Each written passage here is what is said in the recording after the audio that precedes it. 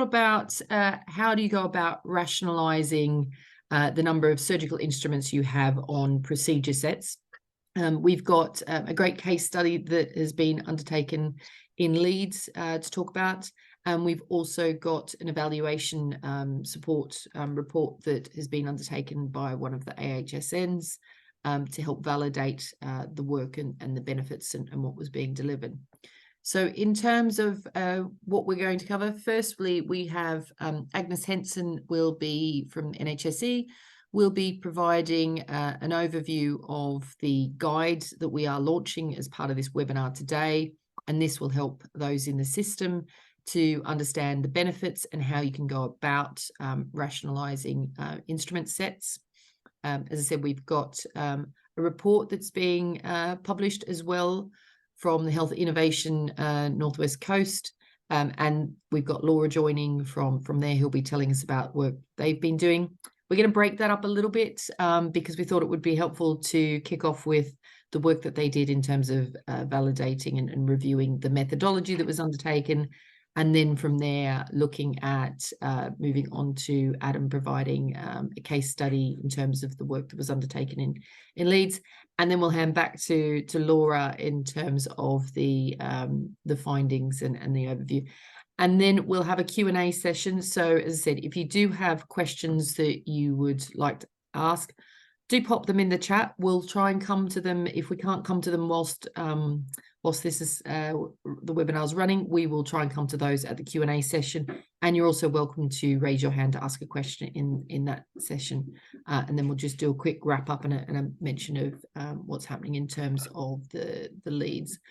So if I could just remind everybody, for those that have just joined, please do keep your camera off and keep yourself muted during the webinar. This is a recording that will go onto YouTube, so it would be helpful if you can do that. We will stop the recording when it comes to the Q&A so that you can turn your cameras back on and ask questions, so it doesn't have to be just in the chat. I think from here, what I'll do is I will hand over to Agnes to get started and tell us about the work on the how-to guide. Agnes. Cool, thanks, Nicole. Yeah, if we could just move on to the next slide. So it's just thought we'd start with giving you a bit of context about what we saw as a challenge and an opportunity. In the sustainable procurement team, we've been trying to champion the move away from a linear disposable dispose kind of model to circular models of consumption and resource use. And I think there's some really good progress that's happening in that area. But as the operating theatre moves away from that linear model to a circular model, the carbon life cycle emissions of products used shifts from the device manufacturing of those single-use products and their disposal to their repeat decontamination through their sort of longer life. All of the sort of energy and water consumption is happening at the level of washing instruments and sterilising them before they re-enter the system. So that does mean that we need to start thinking much more around the concept of optimizing resource usage and what we are sending through to decontamination on a regular basis, because there's a whole new subset of savings that are possible to make within the operating theatre.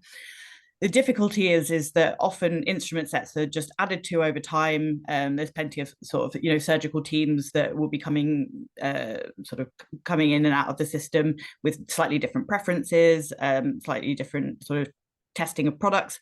The difficulty is that if there aren't use audits that are done after the fact, then these are only ever going to increase over time. And that means there'll be unchecked proliferation of instruments within sets, possibly over years and years of this kind of activity occurring. So there has been some research that's been done into the actual resource utilisation, and it has found that across a range of surgical procedure environments, up to 3/4 of the instruments that arrive on the regular into the operating theatre will remain unused, which means that they're going for routine, unnecessary decontamination after every single procedure. The Intercollegiate Green Theatre Checklist has actually identified surgical set rationalisation as a key intervention to reduce the carbon impacts of the operating theatre. And that was where we really saw the challenge and the opportunity. As we embarked on a collaborative project to map out kind of a methodology that we were hoping was going to be fit for purpose for a number of contexts where surgical teams could review and streamline the instrument sets that they were using, and as well as giving a framework for quantifying the cost, carbon, and time savings associated with those final rationalized setups. If we can move over to the next slide, please.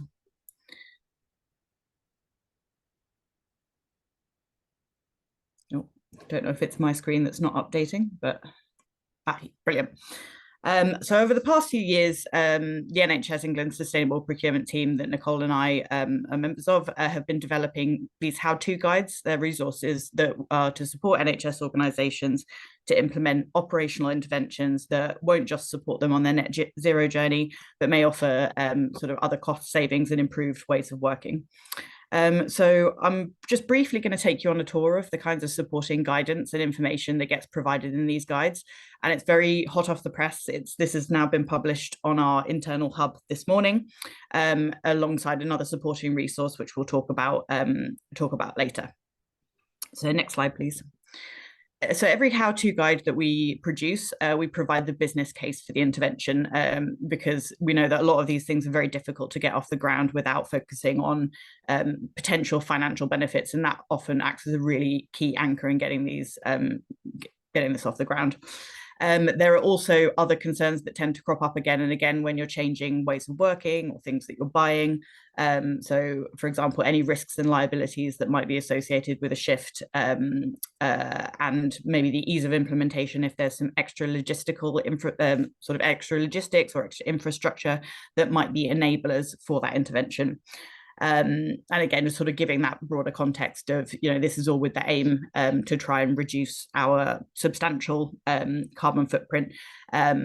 And the great thing about surgical set rationalization is that we know that if this can get scaled up across all procedures, then there's really substantial savings to be made.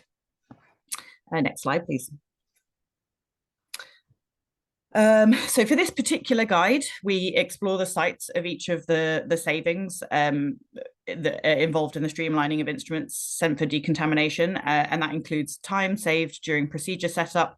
So for those sort of scrub practitioners and things, it's really going to reduce the amount of preparation time that they have if they're working off an optimized tray.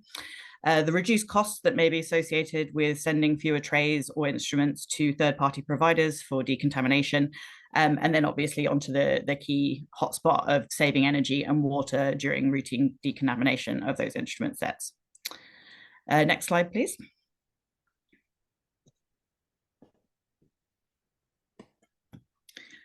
So we also provide additional guidance around certain key points of consideration when you're undertaking a particular intervention. And one of the things that was really crucial for us that was born out of some previous research that had been done into the carbon savings that can be made for decontamination. These might not always be obvious from first principles, so we sort of go through to pains to kind of take you step by step around what actually you should be optimizing.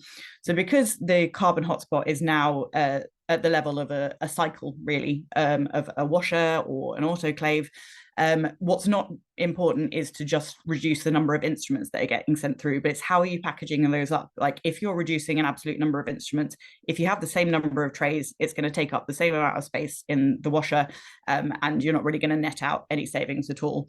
So we just give some context around what are the kinds of things that you want to be thinking about. Can you group instruments more effectively?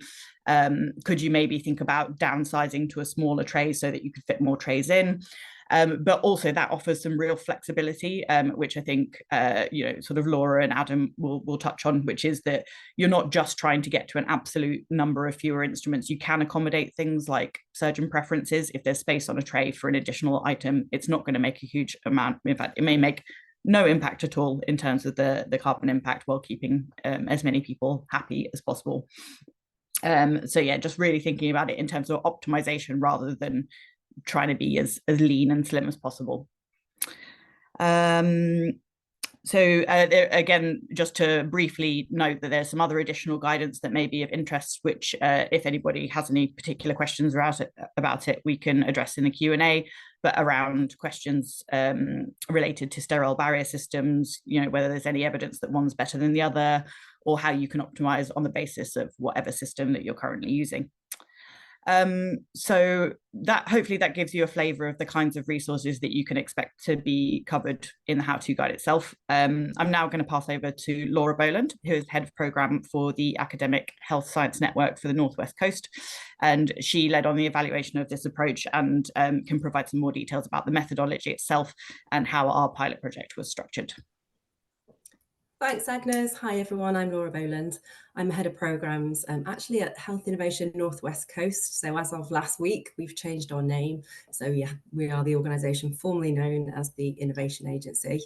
And yeah, as Agnes says, we've been working with the Sustainable Procurement team on this great project, supporting them through evaluating the benefits of the tray rationalisation. And that was both through qualitative evaluation to really try and understand whether the process was acceptable to the clinical teams involved, and also if it was going to be replicable in other trusts. And we also acted as advisors and critical friends to pull together their great quantitative analysis from the pilot site data and to really capture both the sustainability and the cost benefits.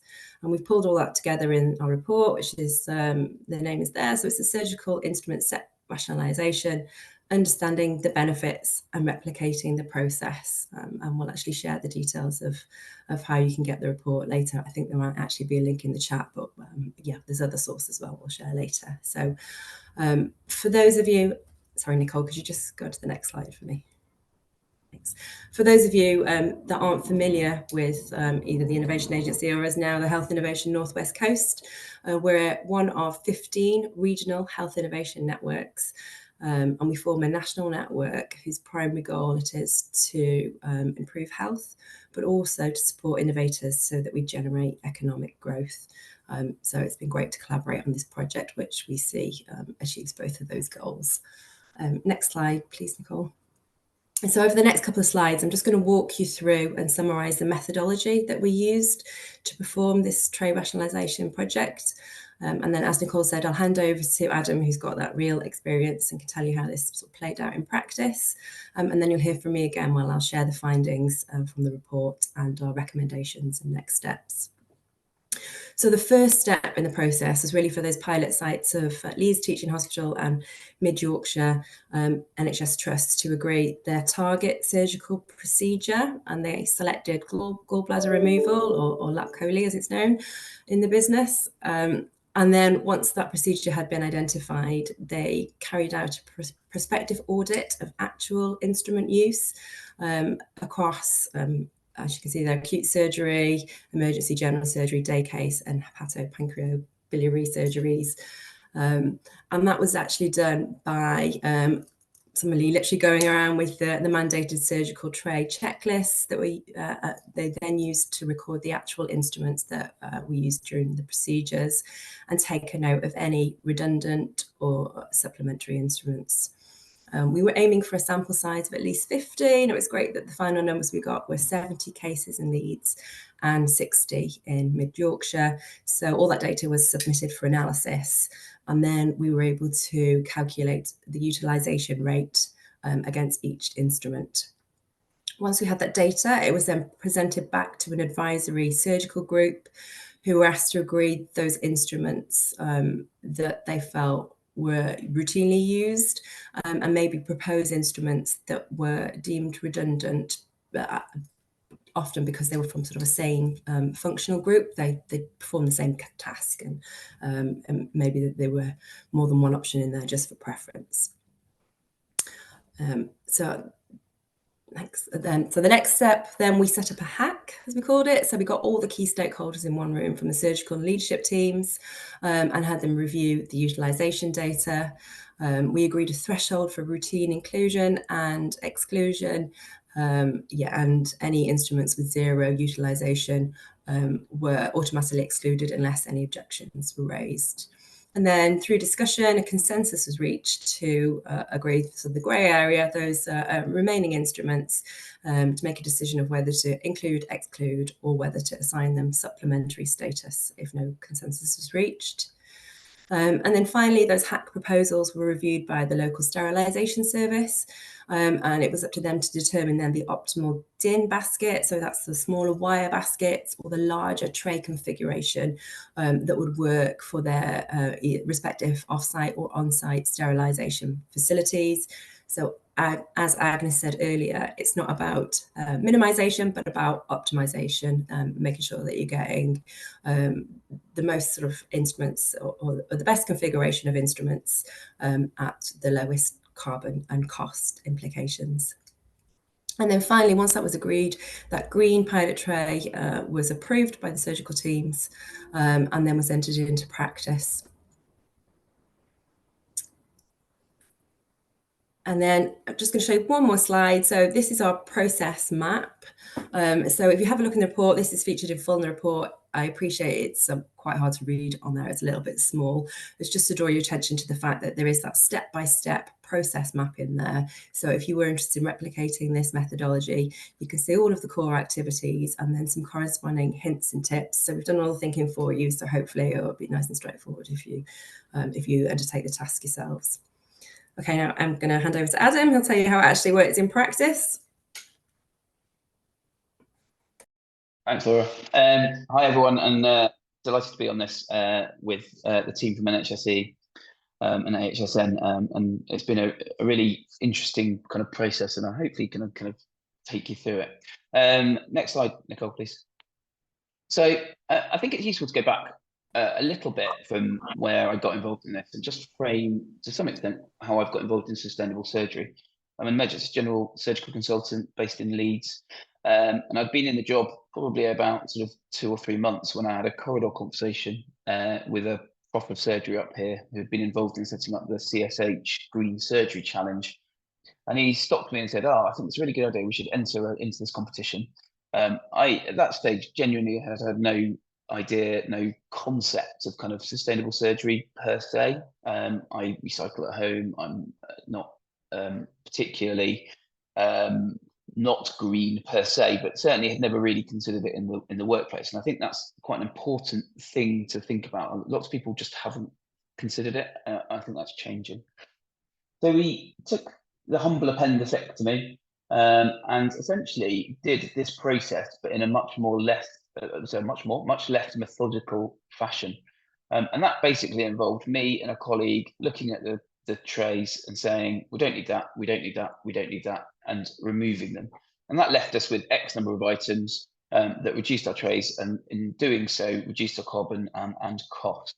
And I think it's really important on a ground level as a case study in a trust that sustainable savings come with cost.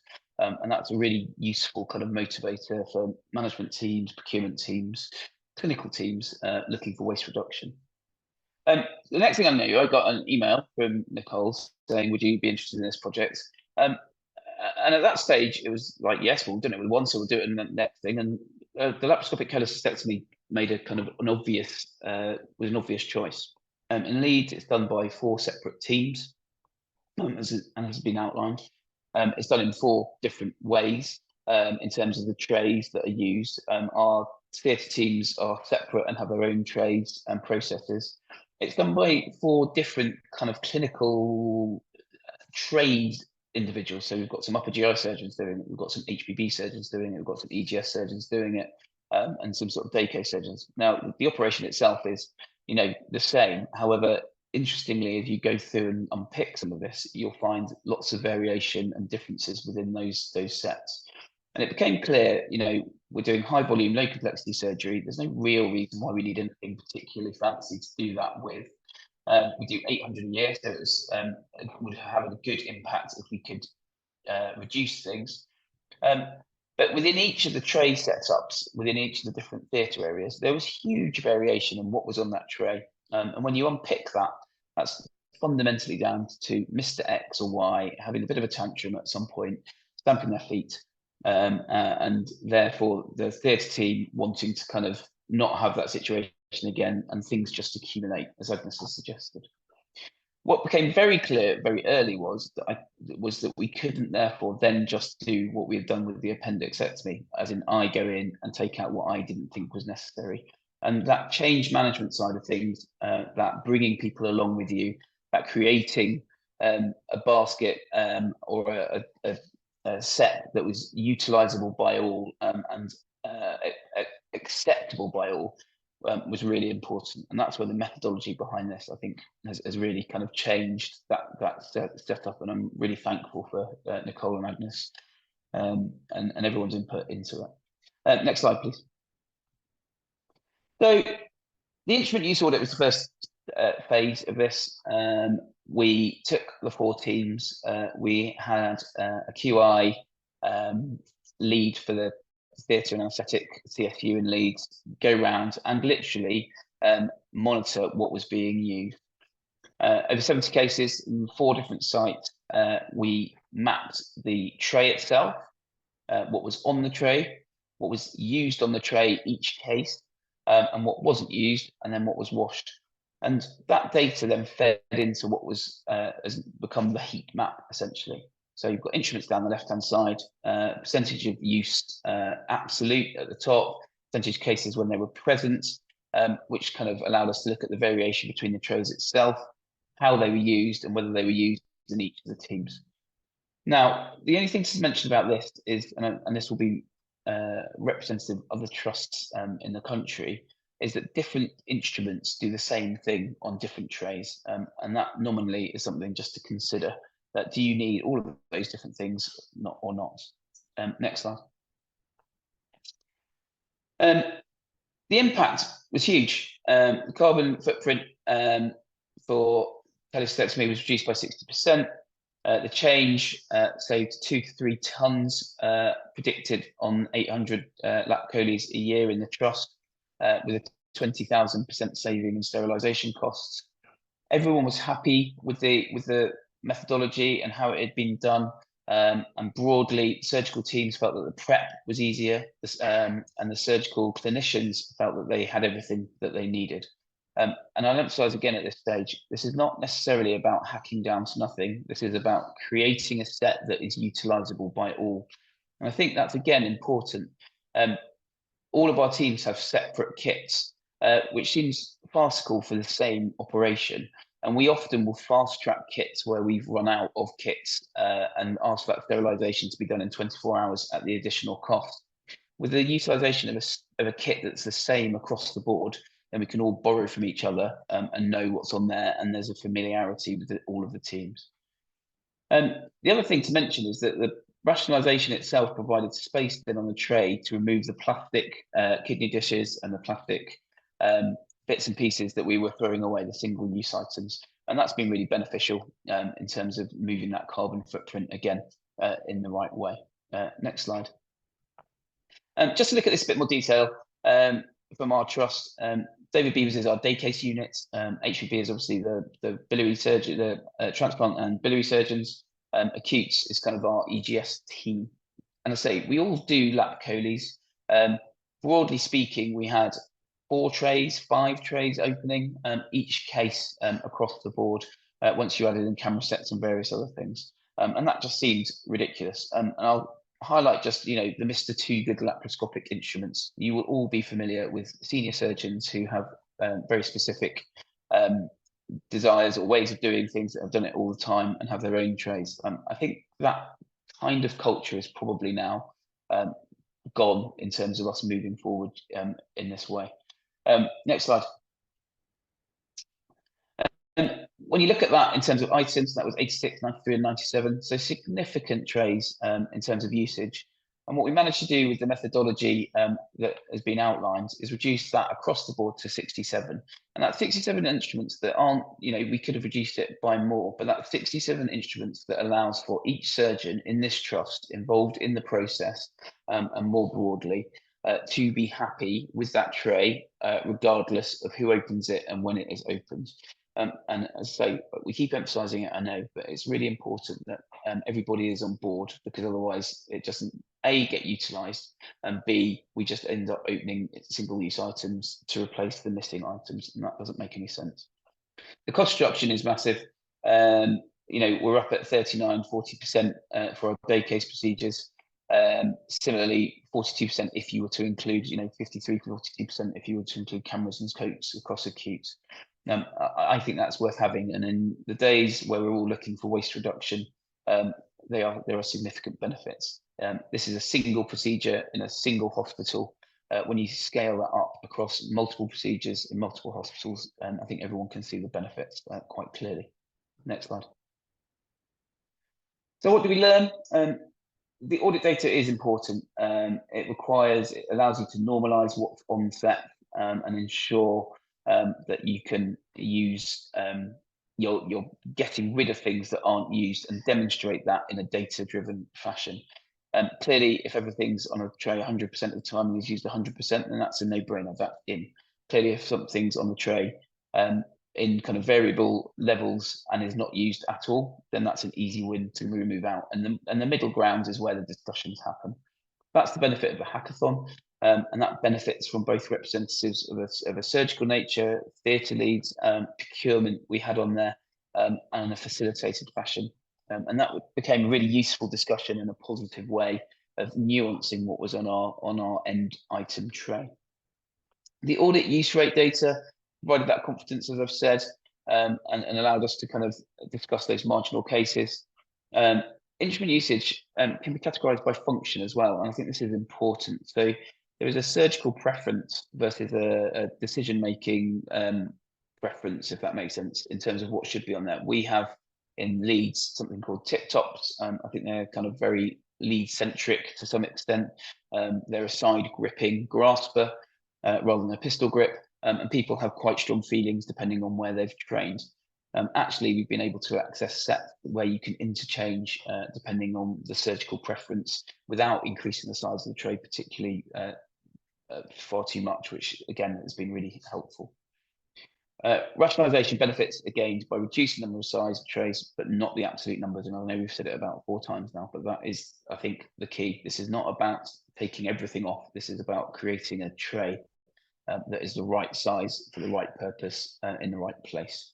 And that won't be the same trust to trust, and that won't be the same necessarily across the UK or wider areas. Next slide. I think that is handing me back to Laura once more. Thank you.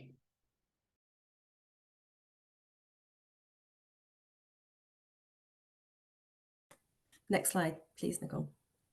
Yeah, thanks for that, Adam. So obviously amazing findings, amazing results from the work in Leeds. And I think, safe to say overall, we captured a raft of great benefits from doing this work. So the smaller, greener trays not only led to that carbon reduction through carbon reduction from transportation, washing and sterilisation, but it also saved a significant amount of money through moving those instrument sets down a number of bands. And as well as that, we actually found that it saved time during preparation for surgery, and also it was to the satisfaction of the clinical teams, because everyone felt that they were playing their part in delivering a sustainable future. So this financial savings were calculated using the local sterilisation procurement frameworks. So there's a methodology to calculate the cost savings, but it's essentially bringing those down in instrument bands. And you can see that we've got a couple of rule of thumbs about the findings. The first one being that if you move an instrument set down a tray banding, one band can yield approximately 15% reduction in costs. And then if you can go further than that and more optimally group instruments into fewer sets, you're going to yield even higher savings. And then our second rule of thumb there is by reducing a surgical set by a standard size tray, you're going to yield approximately 1.5 kilograms of CO2 equivalent per set decontamination. So really significant savings to be made on both counts. And then we also collected some qualitative data. So on the next slide, you can see the feedback from our pilot team was overwhelmingly positive. And you can see that everybody surveyed agreed that tray rationalisation made surgery preparation easier. The vast majority agreed that it was quicker with the rationalisation process, and everyone agreed that it was beneficial. And you can see the reasons given there. And we had absolutely no negative comments, and it's not often you can say that about a project. So yeah, I think, overwhelmingly there was a will to do this, and people were very pleased to take part. So finally then, just some recommendations. Ourselves at Health Innovation North West Coast and the NHSC Sustainable Procurement Team have set out these 5 key activities if you're going to undertake this work yourselves. So first of all, we suggest you identify that routine target procedure. Secondly, audit the instrument use per procedure to determine that overall utilisation rate. Then host that board engagement event and make sure you've heard the voice of all stakeholders. Facilitate a hack across the surgical teams to determine the optimal number of instruments, so not the minimum, but the optimal, find a number that works for everybody and delivers the savings that you want. And then finally, agree and implement those rationalised trays. So yeah, just good luck, really. That's all there is left to say. And just to highlight that all of this is captured in the report. We'll share the resources later, but it's also available on the Health Innovation North West Coast website, and it'll be available on the Centre for Sustainable Healthcare website as well. So I'll hand back to Nicole for Q&A. Thanks, Nicole. Great. So we've now got a section, and thankfully everybody's managed to fantastically keep to time. So it's given